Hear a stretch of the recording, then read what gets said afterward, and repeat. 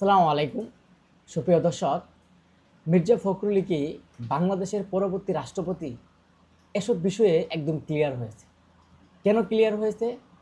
চুপ্পু সাহেব পদত্যাগ করার পর থেকেই মির্জা ফখরুল ইসলাম আলমগীরকে নিয়ে আলোচনা রয়েছে এবং বিএনপির আরও কয়েকজন নেতা আছে যারা হেভিওয়েট নেতা, তাদেরকে নিয়ে সবচেয়ে বেশি আলোচনা হয়েছিল যে তারাই হয়তো পরবর্তী রাষ্ট্রপতি হতে পারে।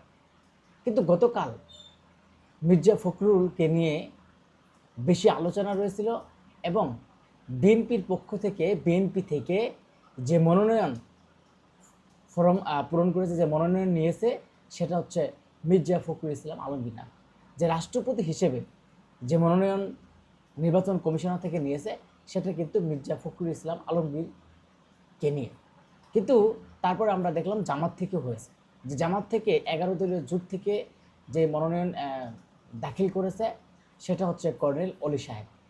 কিন্তু মির্জা ফখরুল ইসলাম পরবর্তী যে রাষ্ট্রপতি, সেটা একদম ক্লিয়ারভাবে আমরা বলতে পারি। কেননা বিএনপি থেকে এখন যে 1/3 বিএনপি থেকে যেই সংসদ সদস্য গঠিত হয়েছে এবং বিএনপি থেকে প্রায় 215টি আসন কিন্তু সংসদে পেয়েছে। তার মানে মির্জা ফখরুল ইসলাম আলমগীর এই 215টি আসনই 215টি ভোটেই কিন্তু তিনি নির্বাচিত হবেন। হতে পারে বা 10টা বা 15টা অন্য দলে যেতে পারে, কিন্তু মির্জা ফখরুল ইসলাম আলমগীর বিপুল ভোটে নির্বাচিত হয়ে কিন্তু রাষ্ট্রপতি হবে, এটুকু একদম ক্লিয়ার বলা যাচ্ছে। দেখেন, এখন এই মুহূর্তে দুইজন রাষ্ট্রপতি জন্য বিএনপি থেকে একটা এবং জামাত থেকে একটা প্রার্থী হয়েছে।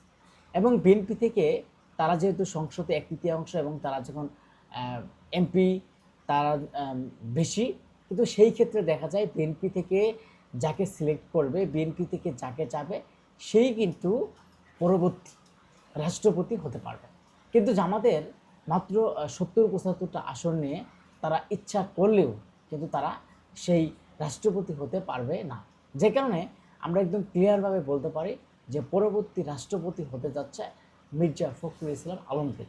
কিন্তু কেন বিএনপি মির্জা ফখরুল ইসলাম আলমগীরকে এত বড় দায়িত্ব দিতে যাচ্ছে, কেন তাকে রাষ্ট্রপতি বানাতে যাচ্ছে এবং তিনি এরকম তাকেই রাষ্ট্রপতি বানানো হচ্ছে, এর কয়েকটা কারণ আমরা বলব।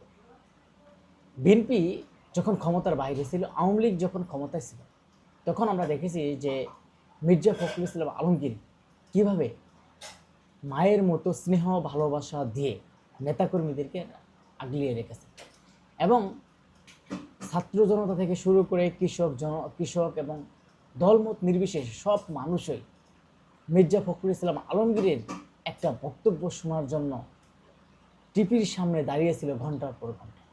এবং মির্জা ফখরুল ইসলাম যেখানে সমাবেশ করেছিল, সেখানে তারা অনেক বাধা অতিক্রম করে পৌঁছে গিয়েছে, কারণ মির্জা ফখরুল ইসলাম আলমগীর সাহেব আজকে কি বক্তব্য দেয় এবং মির্জা ফখরুল ইসলামের দিকে তাকিয়েছিল গোটা বাংলাদেশ। আজকে সেই মির্জা ফখরুল যদি সেইভাবে বিএনপিকে আগলে ধরে না রাখতো, হয়তো বিএনপি এই অবস্থানে আসতে পারত না। বিএনপির যে আস্থাভাজন, তিনি কিন্তু মির্জা ফখরুল ইসলাম আলমগীর। আমরা দেখেছি তিনি হয়রানির শিকার হয়েছে, তাকেও জেলে নিয়ে যাওয়া হয়েছিল, তারপরেও তিনি দল ছেড়ে তিনি যাননি এবং তিনি দলের নেতাকর্মীদের সবার যেটা ভালো হবে এবং সেই সব বিষয়ে দাবি দেওয়া, যত রকমের সমস্যা, সেই সমাধানের দাবিগুলো নিয়ে তুলেছিল মির্জা ফখরুল। এবং মির্জা ফখরুল অনেক বাধা অতিক্রম করেও তিনি আন্দোলন করেছে, সংগ্রাম করেছে। আজকে যেই কারণে বাংলাদেশের পরবর্তী রাষ্ট্রপতি হওয়ার যোগ্য ব্যক্তি হিসাবে মির্জা ফখরুল কিন্তু সবচেয়ে একজন বেটার মানুষ। আমি যেটা মনে করি যে মির্জা ফখরুল তিনি ব্যক্তিগত হিসেবে তার মন মানসিকতা হিসাবে তিনি রাজনীতির যে শিষ্টাচার এবং তিনি যে দীর্ঘদিন ধরে রাজনীতি করে আসেন, তার প্রতি মানুষের যে আস্থা ভালোবাসা, সেই ক্ষেত্রে থেকেই কিন্তু আজকে সেই মির্জা ফখরুল তিনি আজকে পরবর্তী রাষ্ট্রপতি হতে যাচ্ছেন। বিশেষ করে তিনি যেই মহাসচিব ছিলেন বিএনপির এবং তিনি বর্তমানে একটা স্থানীয় যে মন্ত্রী পদেও আছেন, কিন্তু তারপরেও তাকে কিন্তু রাষ্ট্রপতি দেওয়া হচ্ছে।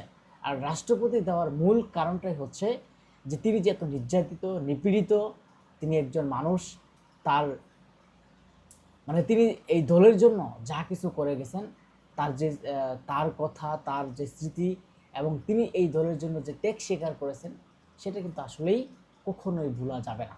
যেই কারণে আমরা মনে করি যে বিএনপি থেকে বা তারেক রহমানের পক্ষ থেকে একটাই বার্তা দিয়েছেন যে পরবর্তী রাষ্ট্রপতি যদি মির্জা ফখরুল হয়, তাহলে তার যে মনের প্রশান্তি, তার মনে যে শান্তি, সেটাই কিন্তু ফিরে আসবে।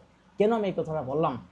তারেক রহমান যখন সেই লন্ডনে বসে বক্তব্য দিয়েছে, কথা বলেছে, সে সময় আমরা দেখেছি যে মির্জা ফখরুলের সব কিছু দায়িত্ব দিয়েছে, এবং মির্জা ফখরুল তারেক রহমানকে যে সম্মান দিয়েছে, বিদেশে থাকার পরেও তাকে যে সম্মান দিয়ে আজ পর্যন্ত এই বাংলাদেশের প্রধানমন্ত্রী করেছে, এবং একটা দলের মহাসচিব হয়ে তিনি যেই ভালোবাসা দিয়ে, যেইভাবে তারেক রহমানকে আগলে ধরে রেখে, এবং তিনি যেইটুকু মানে তারেক রহমান তার সামনে থাকলে তারেক রহমানের জন্য তিনি চেয়ার ছেড়ে দেন। তিনি বয়সে বড় হলেও হয়তো তিনি যে সম্মান, সেই সম্মানের জায়গাটা কিন্তু তারেক রহমানকেই দিতে চান। আজকে তারই যে ফলাফল, তার যে ত্যাগ, তার যে তিনি যেই কষ্ট, যেই মানে যা কিছুই করেছেন, আজকে তার ফলাফলে কিন্তু মির্জা ফখরুল পেতে যাচ্ছে। আসলেই একটা কথাই আছে যে পরিশ্রম কখনো বৃথা যায় না, পরিশ্রম কখনো বেইমানি করে না। হয়তো তারা যেইভাবে পরিশ্রম করেছে, যেই কষ্টগুলো করেছে, তার ফলাফল আজকে কিন্তু সেই মির্জা ফখরুল ইসলাম আলমগীর কিন্তু পাচ্ছে।